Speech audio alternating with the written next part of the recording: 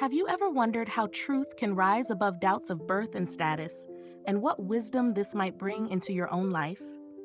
This ancient tale from a past life of the Buddha can shine a gentle light on this question. As you listen, you may discover that when we embrace truth, we free ourselves from the burden of pride and fear, finding a path to honesty and compassion. It was in the great city of Savatthi that the king of Kosala, a ruler known for power and wealth, carried a hidden conflict in his heart. Long before, he had taken into his palace a woman named Vasabha. She had once been welcomed as a royal consort, said to be the daughter of a nobleman, though her mother had been a humble servant. For a time, she lived with dignity in the palace. She bore the king a son named Vudaba, who by right of birth might have been welcomed as an heir. Yet whispers had spread that Vasabhakatiya's mother had been of low status. When these rumors reached the king's ears, doubts began to stir within him. He saw it as a stain upon his royal line. In his pride, he could not accept that his son should inherit the throne. So he stripped Vasabhakatiya of her royal rank and refused to acknowledge young Vijudaba's claim. Mother and child, once honored, were confined within palace walls, never to appear before the court as they once had. As dawn broke one day, the Buddha, the Blessed One, arrived at the palace, accompanied by hundreds of devoted followers. The king offered him a seat of respect and sat nearby, eager to listen but also uneasy. The Buddha, calm and knowing, inquired about Vasabhakatiya. The king admitted what he had done, explaining how he had learned of her origins and how this knowledge had led him to lower both her and their son in station. The Buddha then reminded the king that Vasabhakatiya was still, by birth, connected to a noble father. She had become the king's consort, and from their union a royal son was born. The Blessed One gently wondered why the boy, who was the king's own child, should be denied the inheritance that flowed through royal blood. Then, to guide the king, the Buddha hinted at an ancient story. He said that in past times, a king had recognized his child born from a simple gatherer of firewood and had raised that child to royal power. Hearing this, the king grew curious. He asked the Buddha to explain further. The Buddha then began to recount a tale from the far past, a story hidden by many lifetimes. Those who listened leaned closer, as if the gentle morning light had brought forth not only warmth, but also an old truth waiting to be revealed. Long ago, in the city of Benares, there reigned a king named Brahmadatta. He lived in splendor, surrounded by courtiers and wealth. One day, to ease his mind, he visited his pleasure grove, a place of quiet streams and flowering trees. Among the green shadows, he came upon a woman gathering dry sticks for firewood. She wore no fine garments, and her hands were rough from work, yet she seemed content and happy. Her voice, lifted in a simple tune, drifted through the grove's silence. The king, unused to such humble joy, felt drawn to her cheerfulness. Without any grand arrangement, he became close to her that day. In that fleeting encounter, the spark of life was kindled, and from their union, a child was conceived. Before leaving, the king gave the woman his signet ring, a token of recognition. He indicated that if the child was a girl, she should spend the ring's worth to raise her, but if it was a boy, she should bring both the child and the ring to him. Then the king returned to his palace, and the woman remained behind with her secret hope in the token of truth. In time, the woman gave birth to a son.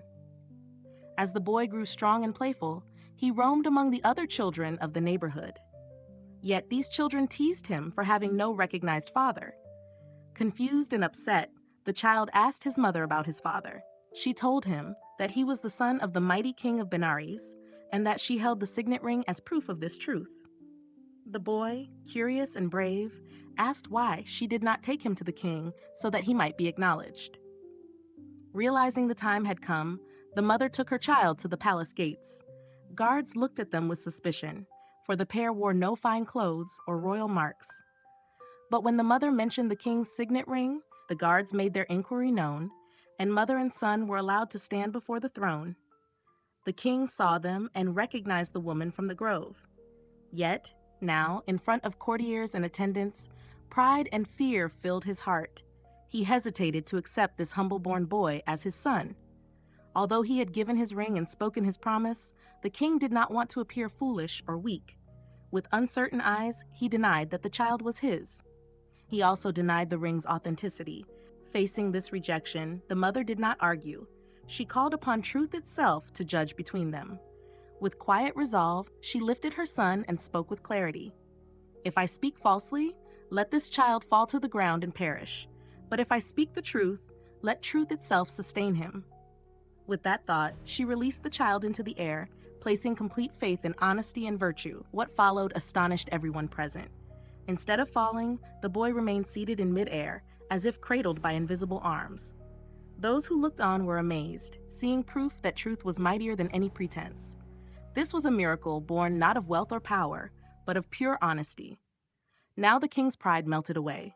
He understood he could no longer deny this miracle. Truth shone bright, as clear as sunlight on water. Realizing that the boy was indeed his son, the king stretched out his arms. He silently promised to care for the boy with all the love and attention fitting a royal child.